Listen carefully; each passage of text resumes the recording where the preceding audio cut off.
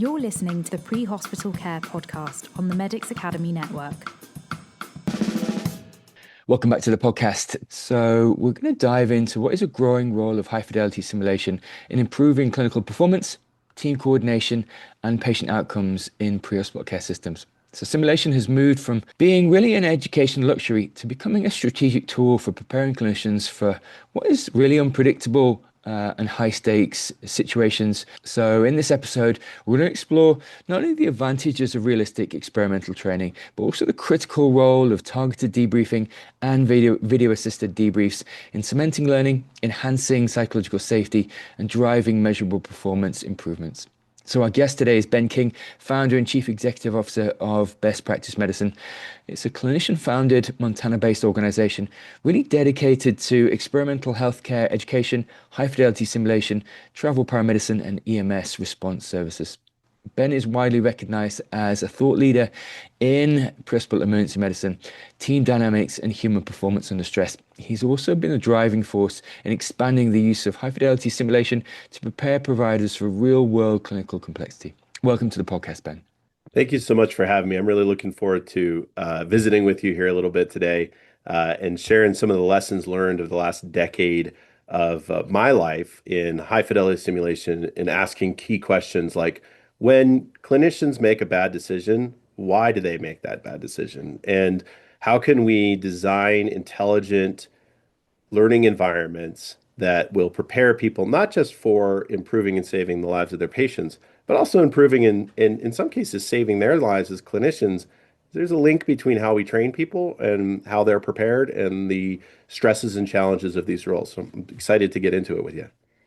So I just wondered if we could start actually and really look at, just as a framer, Ben, just some definitions really, and maybe if you could speak to really how you define high fidelity simulation in the context of pre-hospital care, and in a way as well, if you could maybe differentiate it from what distinguishes it from low fidelity or traditional simulation. It's a great question. It's one that's evolved actually over the years in terms of definitions. And I don't know as a long history lesson makes a ton of sense here, but essentially, when we think about simulation, there's four scales to it. There's four levels to it. A low fidelity simulation is really about devices and techniques that don't provide you any level of feedback whatsoever. So you're relying on an educator and instructor to tell you what you are seeing, feeling, touching, etc.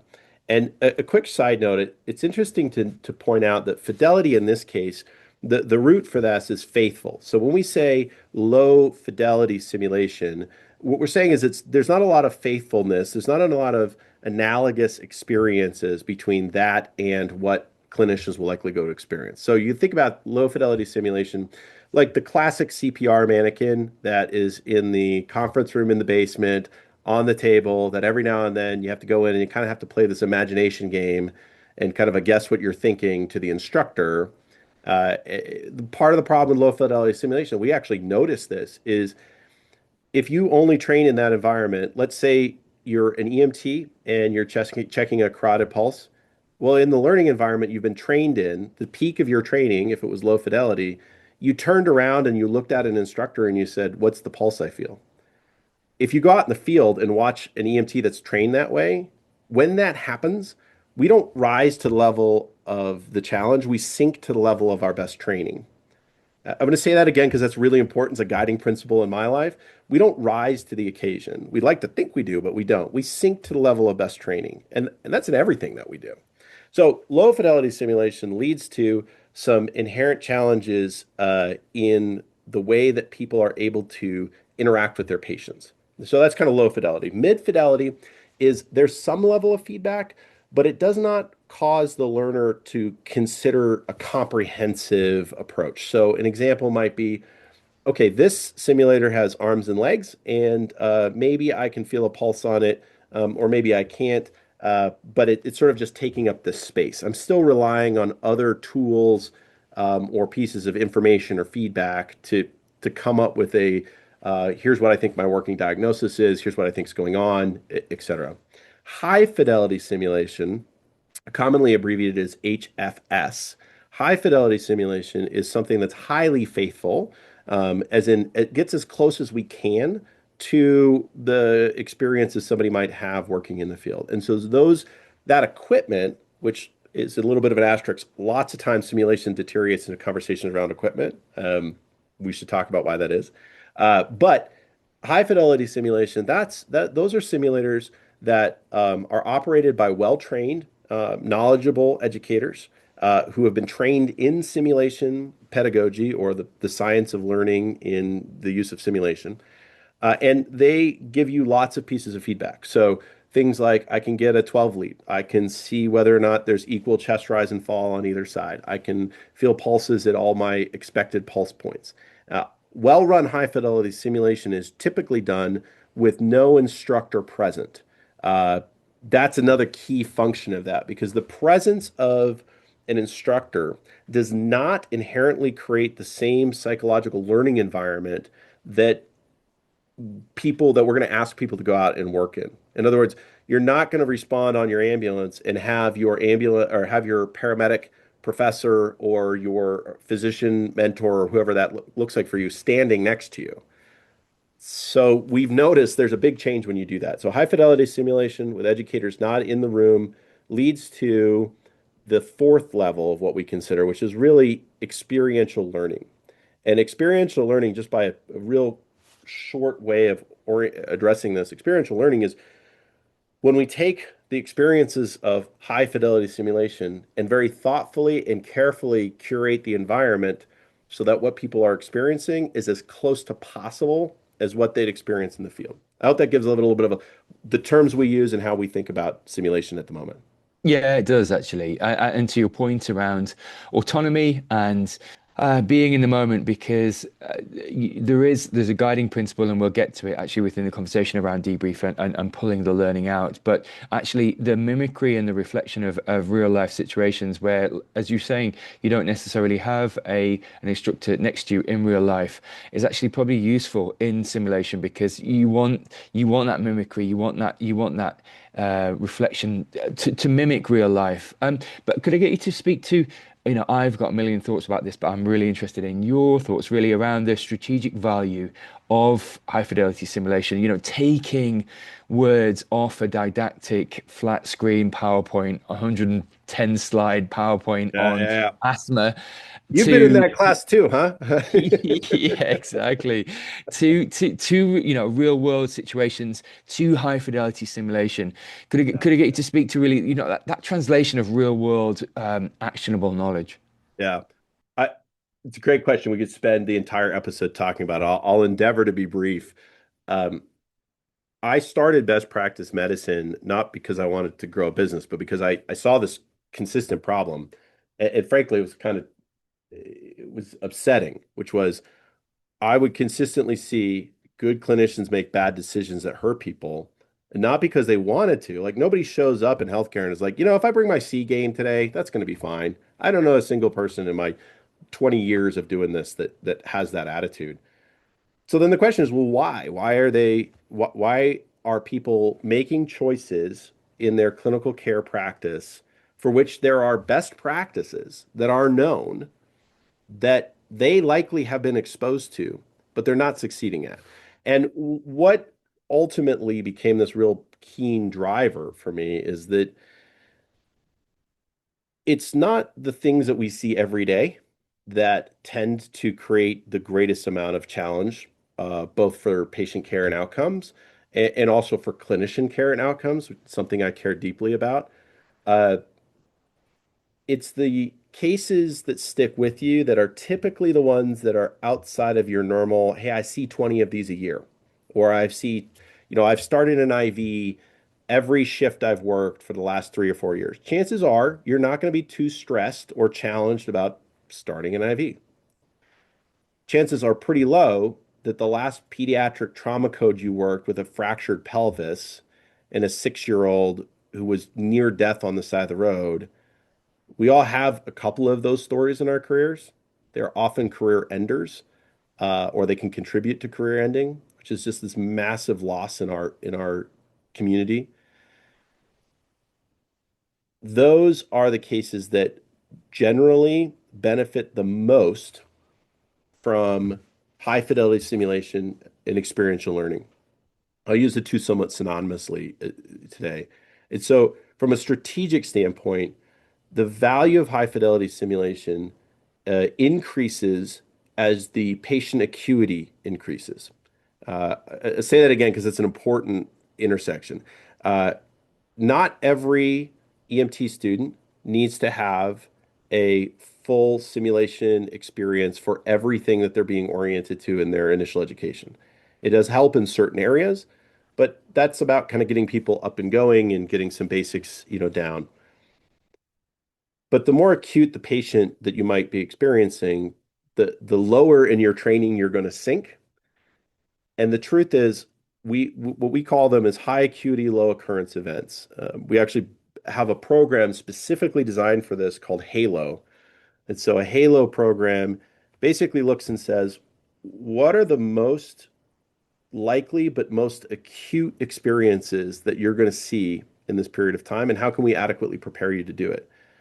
It's kind of like asking clinicians to um, take the final penalty kick in the championship game, having never taken that kick before, never practiced it, never practiced it on a field. It's interesting if you think about it. We train, and the advent of the 2D learning environment is fascinating to me because there's some things that are great about it, but like often happens, we've let it swing way, way too far, and we're losing the craft of live taught education. We do distributed education, but we're very careful about what subjects we choose to do on that. Because if you train somebody in a 2D environment and then ask them to go work in a 3D environment, we shouldn't be surprised that people don't typically succeed. And that looks like they spent time, money, and energy to come into a field that they stay in for a very short period of time. So I don't know if that helps in the kind of the question of the strategic benefit. Where we see the highest benefit of high fidelity simulation and experiential learning is at the top of the scope of practice and at the top of the patient acuity realm. Which makes sense actually, Ben. And to your point about training hard, fighting easy, creating really challenging circumstances and or patient presentations that actually you've got, albeit in simulation, you've got some kind of treatment script. You've kind of been there before in that scenario, and therefore you have some context and then some guiding principles. Because to your point, and it's famous for medicine and pre-hospital medicine, is treatment lists, looking at 20 or 30 bullet points, and just the retention of that is not even just poor, it's non-existent. and Mhm. and beyond slide 20 or 30 of those bullet pointed lists, it's unrealistic. And to your point, it sets the practitioner and the clinician up for failure, because actually you can't recall those 2, 3, 4 weeks later at 3 a.m. Yeah. at 4 a.m. So and we'll get into actually, because there is cognitive aids that actually you're probably using that we'll look at. But could I get you to speak to, I'm going to kind of roll three questions into one here, but around the translational impact of high fidelity simulation, around how skill retention, team dynamics, how it binds and galvanizes teams to really to move through. And like you said, when they see these patients in real life, they've got some kind of real life or indeed real world experience, albeit in simulation.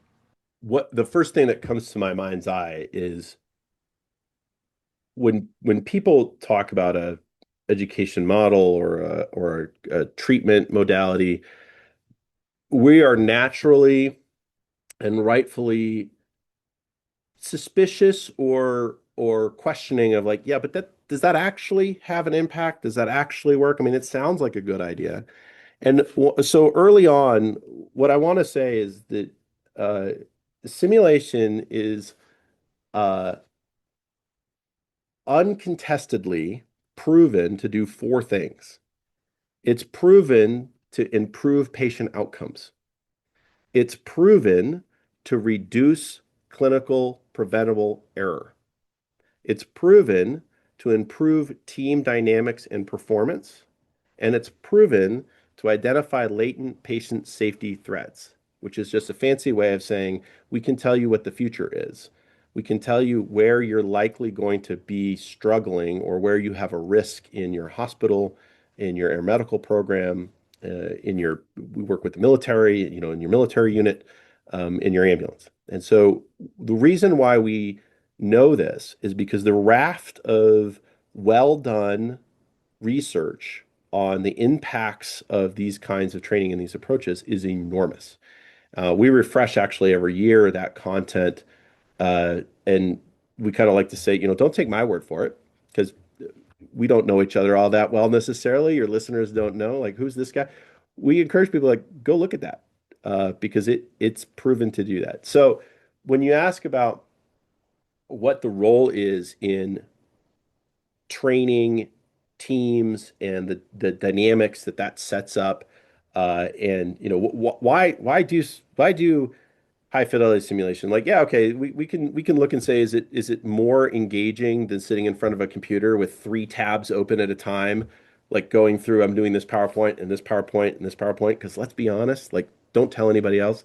Uh, that's what me and a whole bunch of other people do when, like, the clinical education renewal comes up because it's April and it's random. Somebody somewhere else wrote a PowerPoint that's not relevant to my practice. This was back when I was working on the air medical service. And yeah, you'd sit there and open up 3 or 4 browsers and go through them and go to the 5-question quiz, and you were requalified, recertified, renewed. And I remember thinking, I don't really feel real qualified. I'm not sure my patients should really be excited that I feel requalified. And if the general population knew that this is the practice for basically every healthcare discipline and provider, I think they'd be surprised. So from a team dynamic standpoint, one of the ways to think about good high fidelity simulation and experiential learning is that, yes, it's proven to do those 4 things. And yes, it when you break it down, it's almost always really good team building and training. The way that you create teams, is you put similar groups of people in an environment where they have to work together to be successful, and create a shared story and experience. And if that shared story and experience is going bowling or going out for a beer after work, it's not a particularly strong bond. But I bet when you think about your experience and when your listeners think about the people that they're closest with, they actually trauma bonded in some way over that 6-year-old girl with a pelvic fracture on the side of the road. So what's interesting is you can create really healthy teams by training them in really healthy circumstances, and connecting their overall success to every member of the group that's participating. In order to do that, you have to have really intelligent curriculum design. You have to think deeply about the environment they typically work in, and you have to create really realistic environments for them to grow. Does that kind of answer that question? I feel like I wandered there a little bit. No, it does. It absolutely does, Ben. And we're going to look at the role of debriefing because I think that's fundamental. But just before we do, just a final kind of caveat is something we were talking about offline, really. And this is around, to your point, around MDT working, so multidisciplinary team working, both unseen, but almost capturing in a high fidelity simulation the real life of handing that patient off, either in handover, so practicing handover, or indeed looking at the different patient pathway mechanisms in place in simulation, because to your point, it's not just that patient interaction, because that doesn't mimic real life. What mimics real life is I treat you. And I diagnose you. There's consultation. There's a history taking X, Y, and Z. But then what there is passage. I'm then with you to the next level of care, or indeed the next service. And actually, if we don't train for that, there can be a real bottleneck or a misunderstanding about the appropriateness of where that patient should be. And actually, pulling that into simulation is far more real. Capturing the handover, but also capturing that streaming process, so that there's good decision making in an MDT a multidisciplinary team environment. Before we pivot to debriefing, could I just get you to speak to that? Yeah, so for context, we've done about 42,000 hours of learner-based simulation experience environments in the last decade, about 15,000 individual learners. throughout the United States. And so my answer to this is informed by that. The number of things we've done wrong and have learned from, for instance, this will tie into this. For instance, we originally started off thinking, it's going to be important that we match the cases, the scenarios, the objectives, the environment to a specific scope of practice. Not an uncommon approach. It's interesting that most physicians train with other physicians, but most physicians I know don't work with a whole lot of other physicians. Most nurses train with nurses, most paramedics train with paramedics, most EMTs train with EMTs. So we're very tribal in that experience. And yet, patient care, particularly emergent patient care, is a team sport. Again, to use a sports analogy, it'd be like if all of your centers got together and like, okay, we're just going to play on the field with all of our center forwards. Well, it doesn't work, or all of your goalies. It's dumb objectively. So what we learned over the years, and listen, we engaged in that for a while, and then we kind of went, okay, this doesn't make a lot of sense. Small side note, I really encourage anybody who's thinking about education, you should collect handwritten feedback every single day. So if you run a multi-day program or project, we have a simple sheet. Basically, it's like a little ticket book, and you need to get written feedback because you will learn so much about what people are either not willing to say to you in the moment, or if you get a Likert scale, the 1 to 5, there's the like, okay, I circled all fives or circled all threes, whatever. Who cares? That in the history of education, in my considered opinion, has never moved the needle one way or the other. But written feedback does. So that's how we've learned these pieces. So we could get feedback of like, well, this was good. It was interesting. But none of the physicians that I work with in our trauma service were here. So we had to make up and imagine that dynamic was in the room. So you guys kind of suck because you didn't create that environment. I'm pretty sure I've got that actual feedback posted up somewhere around in our building to say, look, here's meaningful feedback. Which, by the way, the Likert scale would have never gotten us to.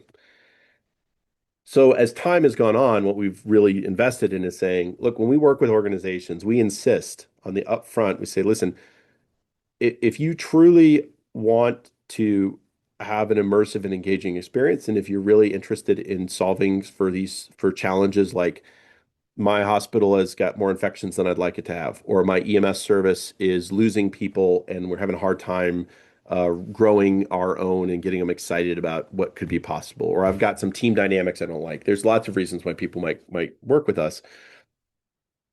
We are now pretty bold in our agreements where we lay out very specifically, if this is not going to include every member of your care team that would reasonably be involved in this process, then this is likely to be a waste of your time and money, which I think is a little unique in that we tell people not to use our services. So from a business perspective, there's probably somebody going, well, that's not a smart idea. But from a clinical practice perspective, it makes a lot of sense. And so when we engage those services, we really, really work hard to say, look, in the continuum of care and multidisciplinary teams, one of the most dangerous places, for one of the most dangerous places for patients is in that transfer window. How well is the information sent? How well is it received? How well organized are places? I bet people can think of their favorite receiving facility that they go to with a bad trauma case, that 6-year-old with a pelvic fracture, and they walk in the door and the room's quiet. They know where the provider or the physician is standing. They know where the nurse is standing. They know where the vent equipment is. They know where the blanket warmer is, to the point where it's marked on the floor. And I loved taking my patients to those places. I would fight to take them to those places because I knew that the alternative was to go to a place where you walked in the door and nobody knew that you were on your way. And you walked into the room, the lights are off, the bed's down, nobody's standing there. And you're going, this 6-year-old is going to die if they don't get to surgery, if they don't get blood, if all of those other pieces. And then somebody wanders in and goes, so what's going on today? And you want to just, probably why I have no hair, right? I pulled it all out. So that's a solvable problem. And it's a good example of how team training using simulation across multidisciplinary teams makes a lot of sense. It breaks down a lot of silos. It creates a shared experience, and the more people you can get involved with it, the better. It's complex. It takes a lot of resources to do, which is one of the reasons why I think it's often not done well or done at all. The last thing I'll say on that is we really took a page out of the military model of joint exercises. So if we frame it that way, we've had some success with talking with all of the players in that community or in that system to say, look, we'd like to help you run a joint exercise that includes the continuum of care. Yeah, absolutely, and that makes sense, Ben. Just again to really mimic reality. But let's pivot now onto debriefing, and just in a way, what makes a targeted and specific debrief different from a generic post-simulation discussion, Ben? And really, to your mind, why does it matter for transfer of learning that we really focus largely on debriefing for almost the same amount of time as we do in simulation? This is the largest and most distinct change in clinical education and certainly in my lifetime. And it's one of the most nuanced and challenged and often debated topics. And I love it because it is actually the definition of a best practice. It's something that has to be practical, applicable, affordable, reasonable, time-bound, and it often has to change. So the best practice for doing this year or with this group or with this kind of information. So you have to have this dynamic approach in a way that's then grounded or framed in a couple of core principles. Debriefing is where most adults learn. So we often get caught up in organizations like to fund the stuff, right? Like we pay for the simulators. We like to talk about the value of them. If you go to a conference, 80% of what's going to be on a vendor floor is going to be the stuff. And the truth is, good simulation can be done with almost any level of high, mid, or low fidelity equipment if you have the right trained educators and people. So you can't actually have a meaningful discussion around debriefing without also talking about the people conducting the debriefing. So that's kind of where we start. So I bet you've had this experience. You had a really bad case, and a senior person or somebody came up with you and they asked this dumb question. So how'd that go? And it immediately causes us to go, well, what do you mean, how'd that go? We become defensive, right? It's this piece where like, okay, justify to me why you did this thing. Adults have never learned by finger wagging. We've never learned by saying, hey, this is what you did wrong, and this is how you need to fix it. Now, we might, for a period of time, change our practice or do something, but it's out of a place of fear and it's out of place of authority. Somebody in charge told me never, ever, ever do that again. And it's just not how we learn. So the difference is good debriefing is inviting learners, which is a distinct term we use. We don't call them students. We don't call them participants. We don't call them registrants. They're learners. I'm a learner too, and you're a learner. Good debriefing is inviting learners to consider the choices they made, alternative to those choices, and to decide on their own if a change is worth the consideration. So it's truly an art form. And the best debriefings that I get to watch our team facilitate are actually the ones where they don't say anything. And you can actually tell this about a team. You learn a lot about an organization in this. So picture this. You take a team of pre-hospital clinicians and you put them in a space by themselves with their own gear, with a simulator that's blinking and breathing and whatever the clinical scenario is, it doesn't really matter. They run through the case and you get them to a spot and go, okay, that's where we're going to stop for this event. And we teach a 30-second pause for all of our educators who are trained in debriefing. It takes 12 months to learn this with us. We have a 12-month apprenticeship program. In that 30 seconds, you're going to be able to identify very quickly what the next 10, 15, 20, 30 minutes of debriefing is going to be like based upon the immediate conversation that happens. High performance teams will immediately go in to their preferred method of considering what's just happened. So when we got here, one of the things I noticed was the right chest was not moving as much as the left chest. And while we were thinking a lot about the exsanguination issue, I wonder if we should have been faster to get some lung sounds and decompress that side if that was something we need to do. Actually, it's true. I also noticed that I was asking several questions at once and wasn't giving enough time for answers to come back. High performance, the best teams in the world that we've been able to work with, we never facilitate the debriefing. They do it on their own. And in that setting, they're working at their peak of their clinical practice and they're working at the peak of their curiosity and intent to learn and grow. They have fully engaged in the environment. They eat it up. So that's this odd thing that not a lot of places necessarily subscribe to. We subscribe to the best debriefing is the one that you as an educator don't facilitate. Now, you have to help teams get there because not everybody is there. And just because teams don't do that doesn't mean they're somehow, inadequate or not knowledgeable. It just speaks to their dynamic and their culture and their experiences, what they've been encouraged to do or not do. We've actually noticed that over time, if we work with an organization, say for, I don't know, a year, 6 months to a year, and we're regularly providing simulation experiences, about halfway through, they'll start facilitating it on their own. And success looks like by the time they're done, they've got this whole new skill set, which I love because as a clinician myself, that takeaway provides enormous value for the 3 a.m. conversation in the garage or on the back bumper or in front of the crappy coffee maker or whatever that looks like. That's not, so how'd that go? Or some other less productive conversation.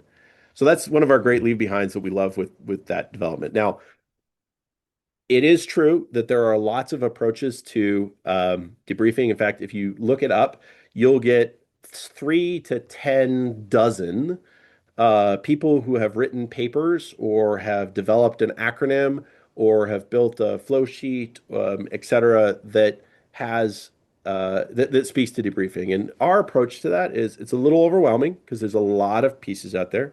And again, like between you and me, a lot of people have to finish their PhD, and as a part of that, they have to build a tool, and that's okay too. Like we get value from that, but we can sometimes get a little bit of a whiplash of like it's over here and it's over here, and which one should I use?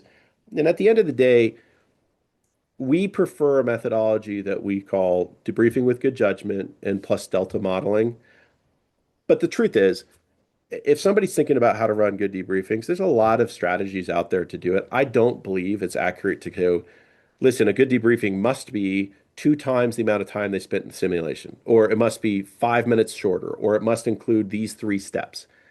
At the end of the day, it's about your ability as a person and then as an educator and a facilitator to understand where is this team of people right now and how can I invite them to consider a different approach? And I'll model that real quick for you as an example. Let's say that in that scenario of there's a pneumothorax with a pelvic fracture, and you notice that they address the pelvic fracture, but they seem very reluctant to address the pneumothorax. And there's clinical indications that they should be addressing it. It's within their scope. They have the tools to do, et cetera. So one way to model that would be after you get what their feelings response is, because if we can attach a feeling to an experience, there's a 60% increase in long-term retention of memory. There's a whole other science behind that, which we can talk about if you'd like. But that model would look something like, I noticed that you were real quick to address the pelvic fracture. That seemed like a kind of a 1A approach. And there was some discussion around the pneumothorax. I'm curious to understand what was your thinking in terms of why that didn't seem to be a priority or why there wasn't a treatment for that. Walk me through how you were thinking about that and as a team, what your approach is, which is very, very different than saying, so, all right, you got the pelvic binder on her, you took care of the pelvic fracture, that's great. But it took you 7 minutes before you even talked about the pneumothorax, and nobody even put a needle in, and nobody listened to that lung sound. You guys really, what's going on here? Right? Probably half of the people listening to this, I just triggered a little PTSD event for, because we've had that experience. Very different to go, I've noticed this. I'm curious about your thinking. Can you help me understand where you're coming from?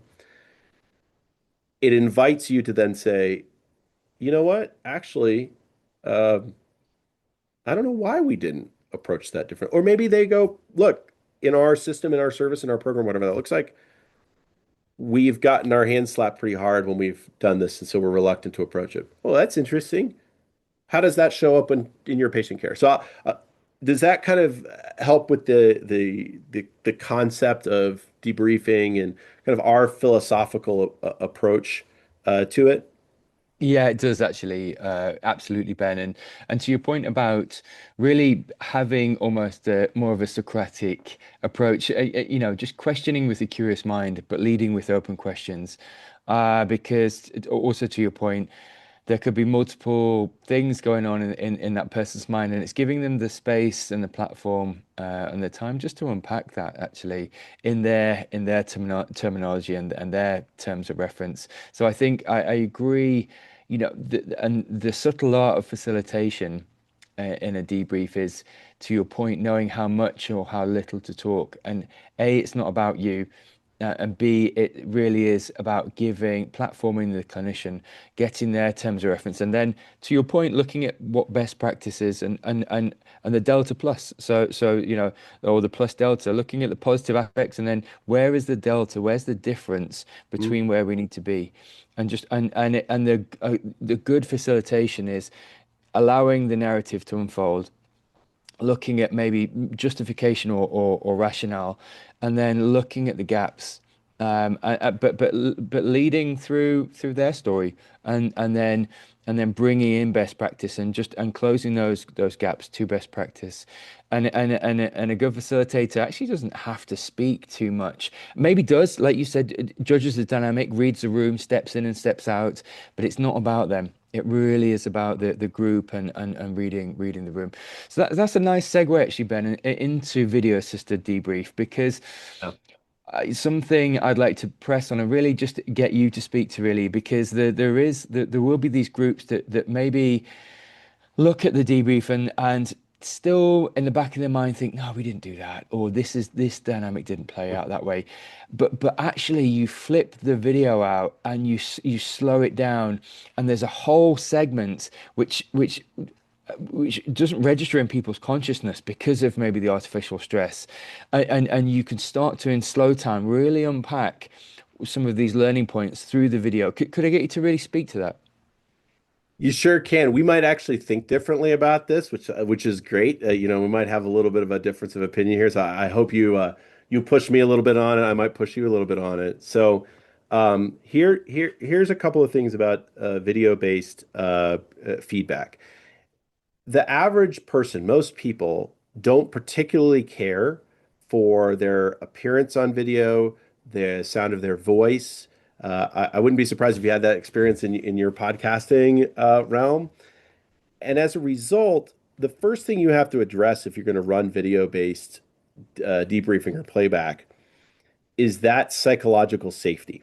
And we talk a lot about psychological safety. We could do a whole episode on that someday if you'd like to, about you can't actually invite somebody to come in and learn if you don't also curate an environment of psychological safety.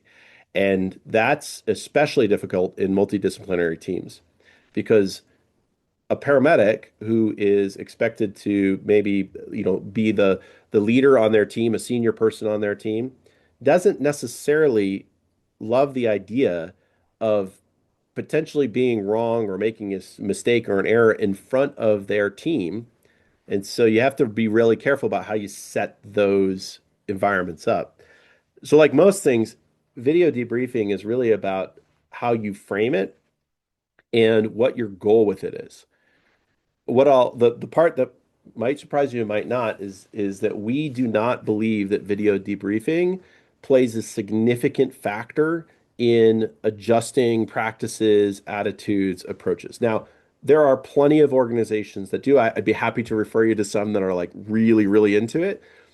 But our perspective is informed by watching a couple of things. One is when we tell people you're being recorded, the behavior is different. The degree of realism changes. The big brother is in the room, right? And so sometimes you just end up replacing the concept of there's an instructor standing behind me to there's an instructor standing behind me and they're on the video and I'm going to get to watch it later. The places we see video debriefing working really well is if there's a targeted challenge that an organization is trying to solve. Uh, and that can be really valuable. But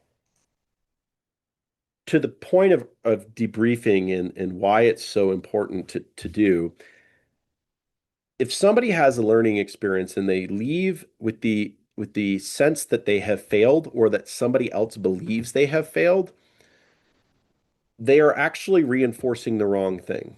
Have you ever driven somewhere and taken the wrong road to get there the first time?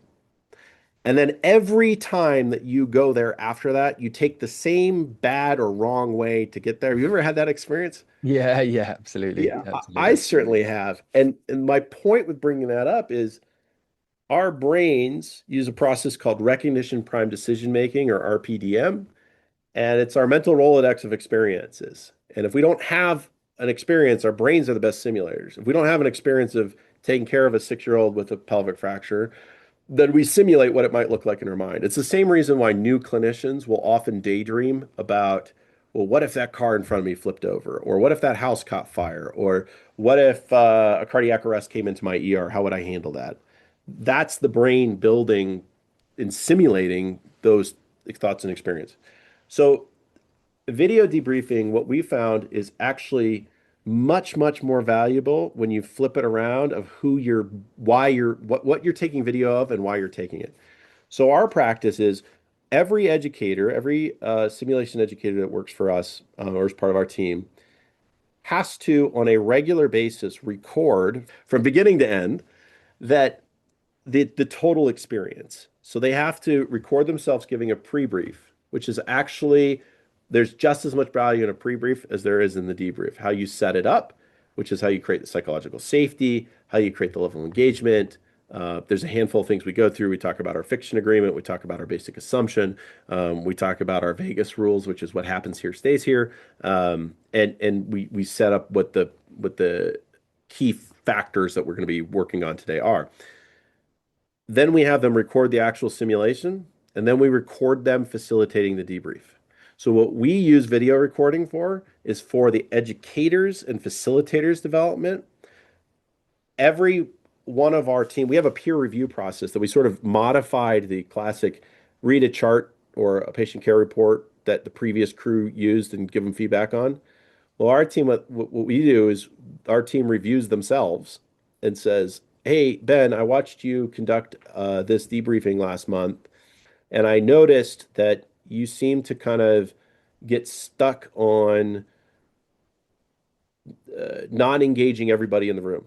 So you're not creating space so that I noticed of the 7 people that were in the debriefing, only 2 of them were speaking.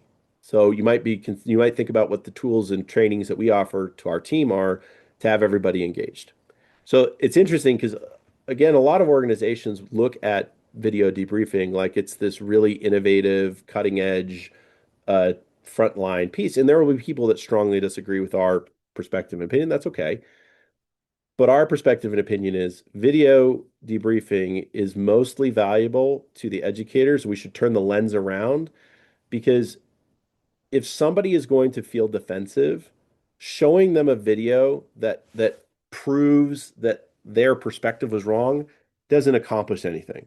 And if you can't in your debriefing pick and choose the things that you want to have the most impact for, and then give them an experience. This is important. Good simulation is never a singular event. You need to be able to run the event twice. So if you run the event once and you debrief folks and say you didn't, or I noticed you didn't decompress that chest, what their brains have saved in their memory is, well, I just don't decompress the chest. They don't have a touch point for, especially an acute patient that says, when I'm in this environment, these are the things I've done in the past that have really worked. Which brings us to our last part of debriefing is not actually the last part of a simulation. The last part of a simulation experience is the parking lot meeting.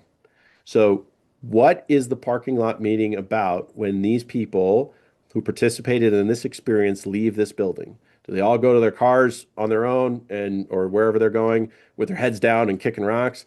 Do they stand out in the parking lot and goes, "Those jerks just wanted to trick us and I didn't do that"? Or do they go out in the parking lot and go, "Boy, that was really interesting," or "I wish we could do more of that," or "That was engaging." That's when the simulation experience ends. And organizations that run simulation or would like to, we strongly encourage them to look through that lens to go, it doesn't stop when you think it does. And it changes the way you interact when you realize, like, I want to know what the parking lot meeting was. Yeah, listen, that makes sense. And also to your point, Ben, retention, because actually we're all doing this to get better as clinicians and actually retain fundamentally and into the long-term memory some of these quite complex patient presentations, like you said, halo presentations, where there is multiple stresses and being able to live, move, and function in those situations to a high level is preferable. So it is about absolutely, like you said, the how they feel coming out of it, and it's also about the next day, the next 2 days, the next time they're on shift, can they pull through that learning? And to your point, it might be technical, it might not be, it might be non-technical. The video may have shown, look, when you were team leading that situation, that traumatic cardiac arrest, where were you? You were actually here.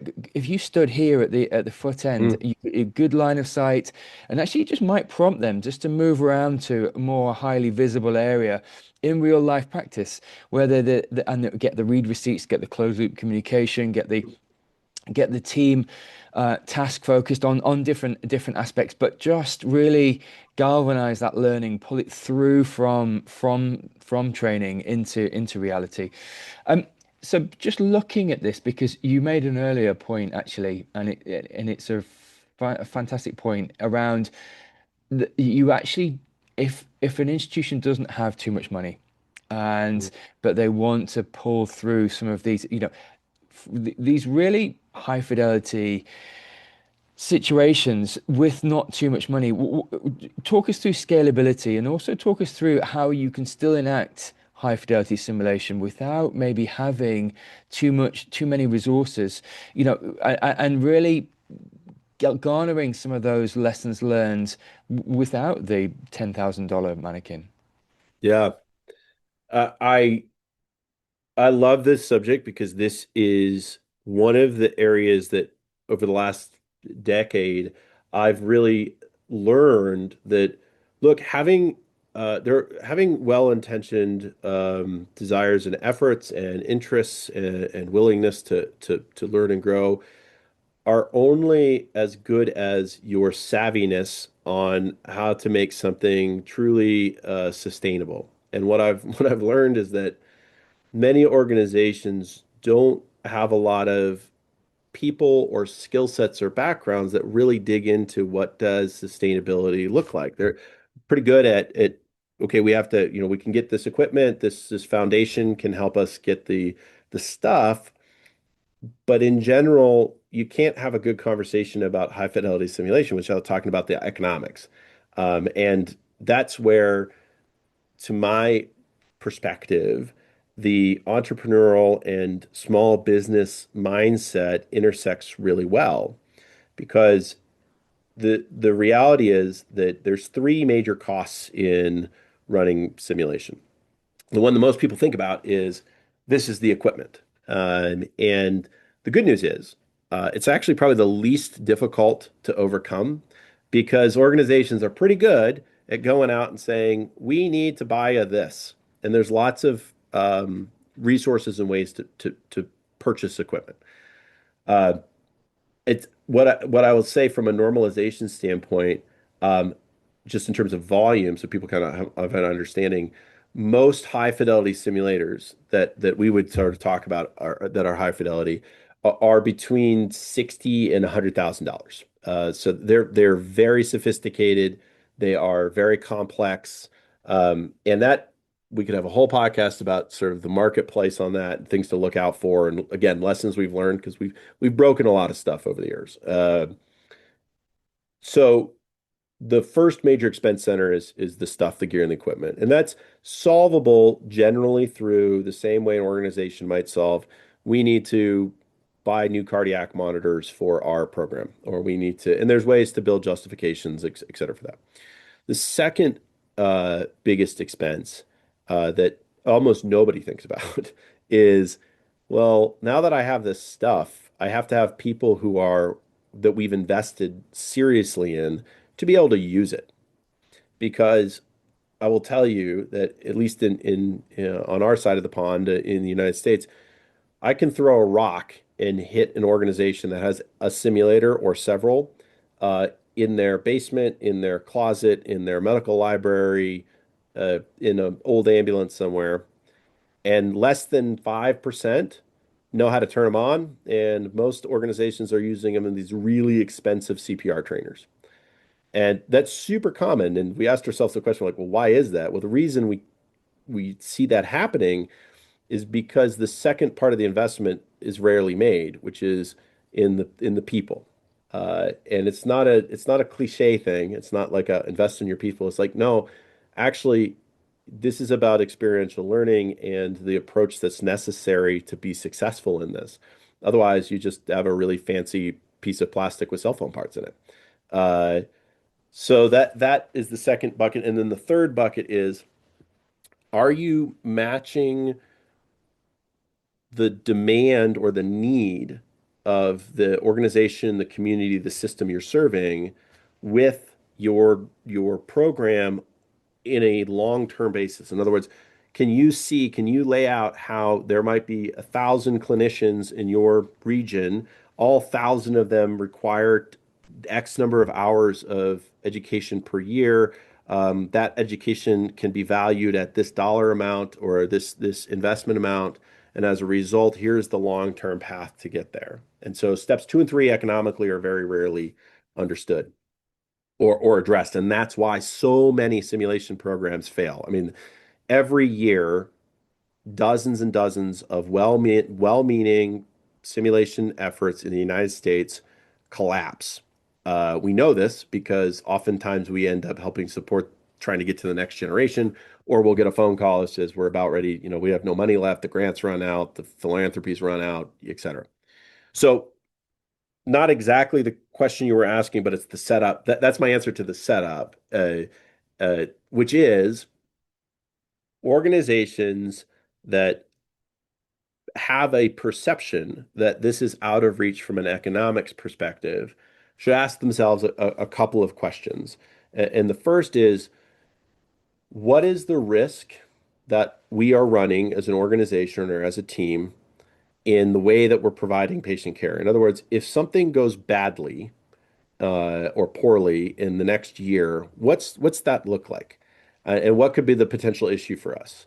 Different environments have different litigation and risk exposure. But if you look at it through the lens of, well, I'd like to give my paramedics a better and more engaged experience, you're likely not going to get somebody to say, yeah, investing $250,000 or $500,000 in building a program like this makes sense. If you look at it and say, what if I could tell you what the top 5 areas of risks are in your organization over the next year, that at least one will likely result in a 6 or 7 figure challenge or issue, and you're going to lose people over it. What's that worth? What's it worth to keep your top performing clinicians? Because by the way, top performing clinicians want to be challenged in a respectful and meaningful way. This is one of the things that's often lost. Training and education should be fun. Not a lot of people think about it. It should be fun. It should be engaging.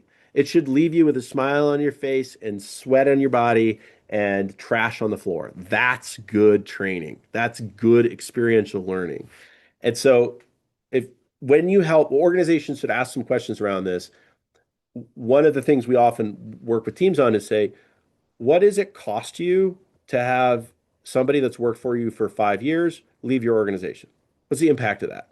There's a lot of data around that. So there's ways to reframe it, but the problem most organizations fall into is they think about it like a lost cost or a sunk cost, where they're just saying, well, if we do this, It's because Brad thinks it's a good idea and Brad's excited about this. And that's great. We need the Brads, but we also need people who are going, well, here's the value to this. Here's the benefit. And so simulation is proven to do four things. It improves patient outcomes, it reduces errors, it increases team performance, and it'll tell you what's going to happen before it happens. And if you frame that to leaders, that's a much more powerful message.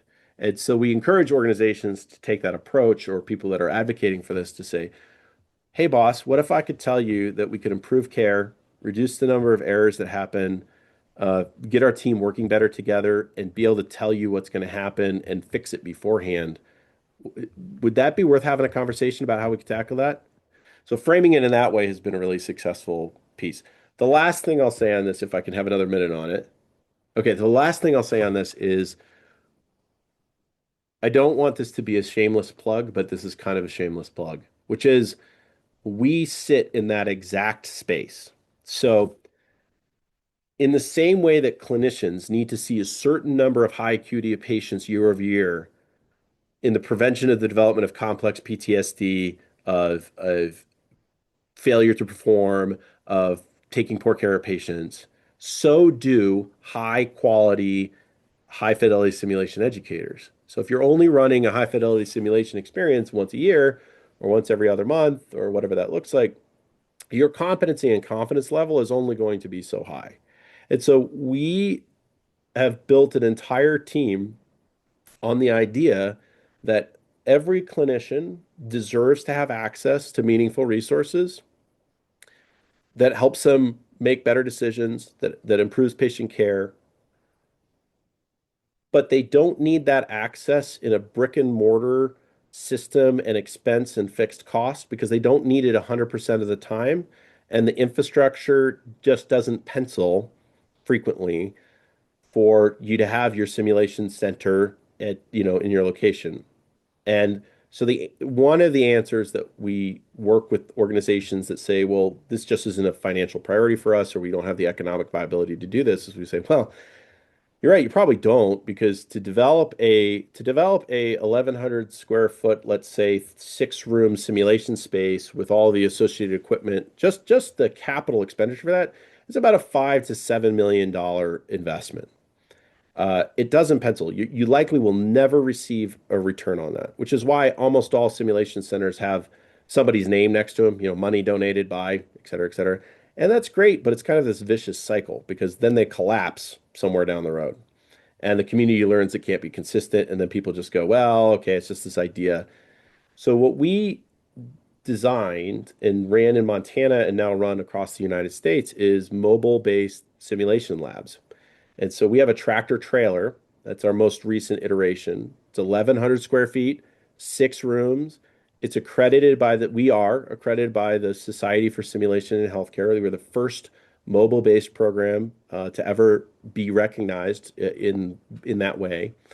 And what we do is we work with those organizations and say, do you know how much impact you could have for a fraction of what the investment would be for you to stand this up on your own? And by the way, the utilization rate of simulation centers is often in the single digits. So the amount of time that they're being used.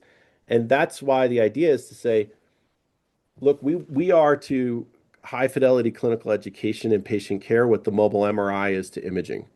Not everybody needs an MRI system in their hospital or in their community or in their particular location, but it's helpful to have access to one on a periodic basis.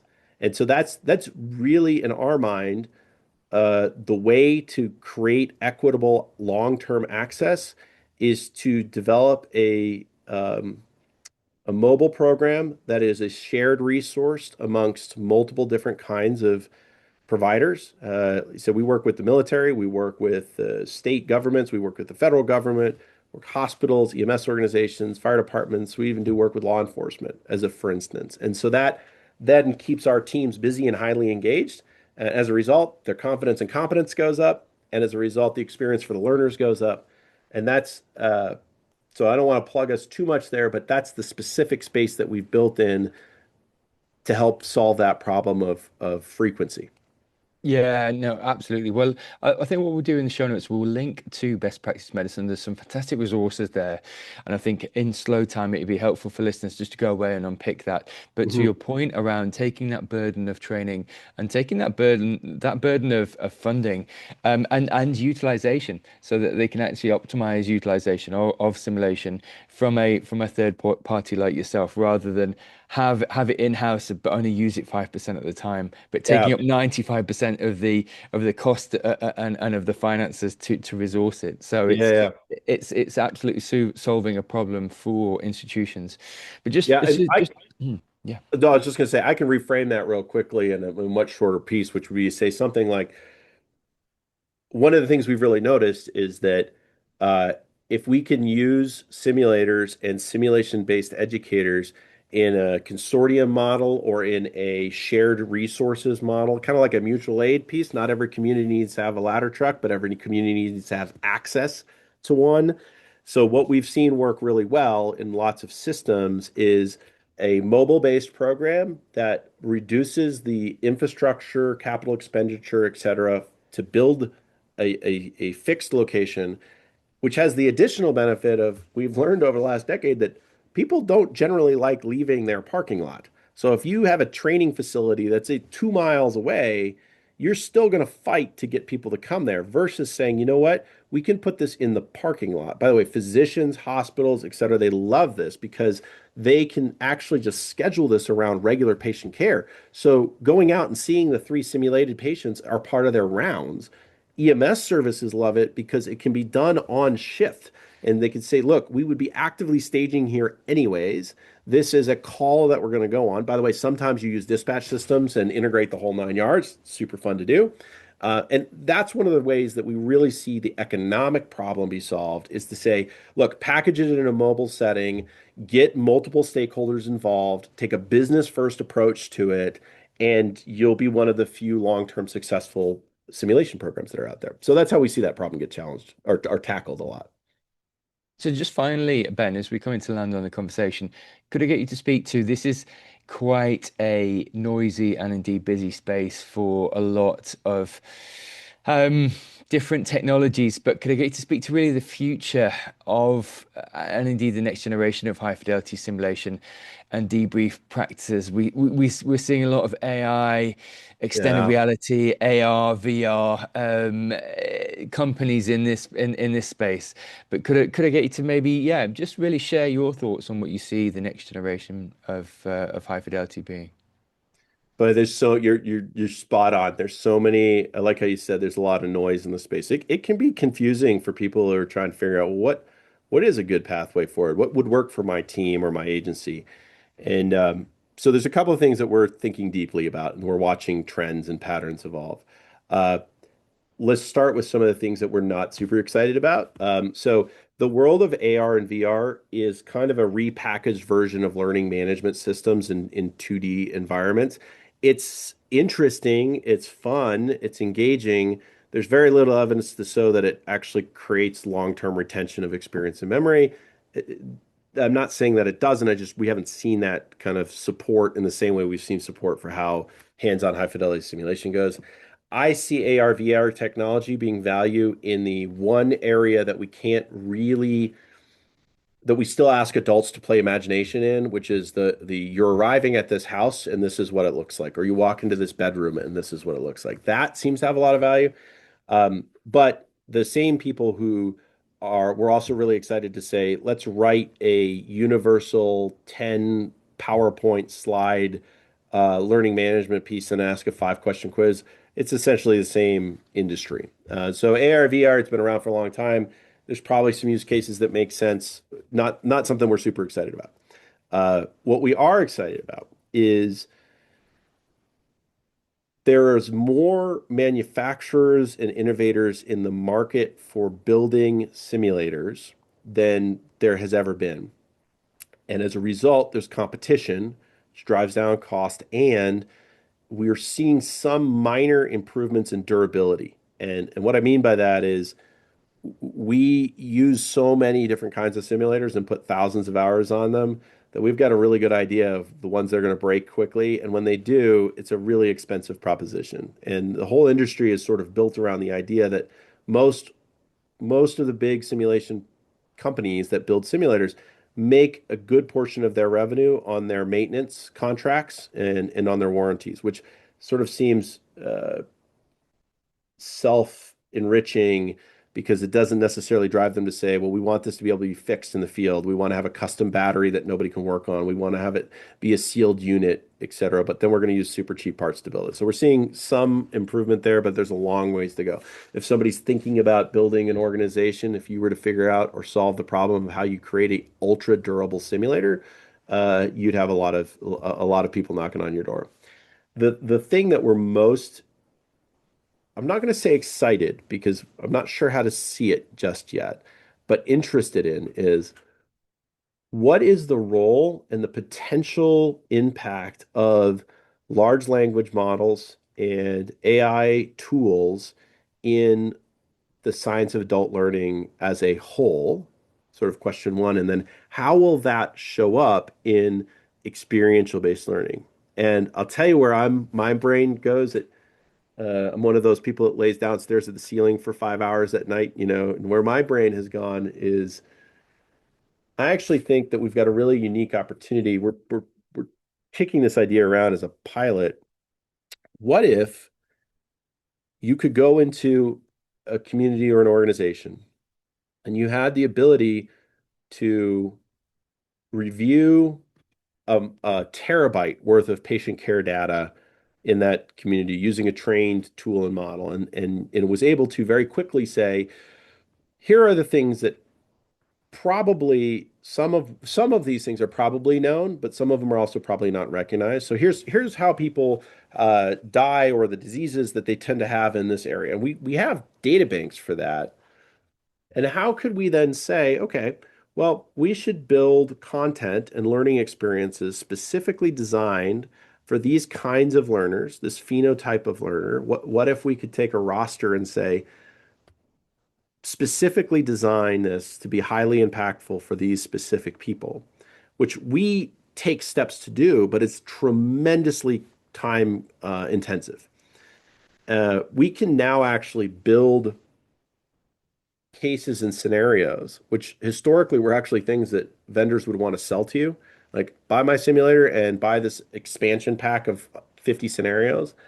We've always sort of said, yeah, don't do that. It's not worth it. Like you're better off building your own. But now, what if you had a tool that was trained in your practice, in your approach, like a best practice medicine approach, and we could say, great, here's the time-saving component, and what would it mean if all of a sudden we said, okay, here, this research and backgrounding is done, it's accurate, it's probably more accurate than we would do as people by ourselves. And then could you build a system that then allowed you to run the education and then create a dormant or scanning resource that checked against the past experiences or outcomes against future to then modify and continue your education program based upon that. And that keeps me up at night because that's one of those really interesting tools that I actually think we have most of the building blocks to make. And I'm less excited about AI-driven simulators. It's going to happen. It's already happening. There's companies experimenting with it.